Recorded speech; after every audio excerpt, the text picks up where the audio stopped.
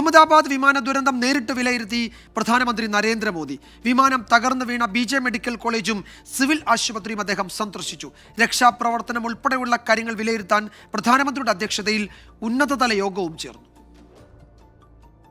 രാവിലെ അഹമ്മദാബാദിലെത്തിയ പ്രധാനമന്ത്രി നരേന്ദ്രമോദി ആദ്യം പോയത് അപകട സ്ഥലത്തേക്ക്.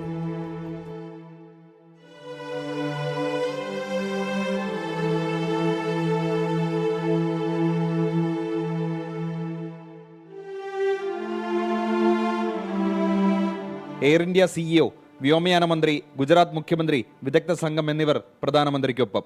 ആകാശ ദുരന്തത്തിൽ ബാക്കിയായത് മോദി നടന്നുകണ്ടു. പരിക്കേറ്റ് ചികിത്സയിൽ കഴിയുന്നവരെയും പ്രധാനമന്ത്രി ആശുപത്രിയിലെത്തി ആശ്വസിപ്പിച്ചു.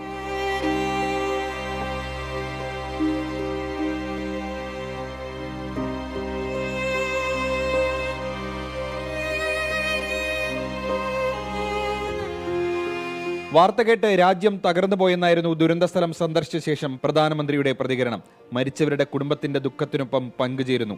അവർ അവശേഷിച്ചു പോയ ശൂന്യത വർഷങ്ങളോളം പിന്തുടരുമെന്നും മോദി പ്രതികരിച്ചു. അതിനിടെ രക്ഷാപ്രവർത്തനം, ദുരിതാശ്വാസം, തുടർ നടപടികളും ചർച്ച ചെയ്യാൻ പ്രധാനമന്ത്രിയുടെ അധ്യക്ഷതയിൽ ഉന്നതതല യോഗവും ചേർന്നു. അപകടത്തെക്കുറിച്ചുള്ള പ്രാഥമിക നിഗമനങ്ങൾ സിവിൽ ഏവിയേഷൻ ഉദ്യോഗസ്ഥർ പ്രധാനമന്ത്രിയോട് വിശദീകരിച്ചു. 24 ഡൽഹി.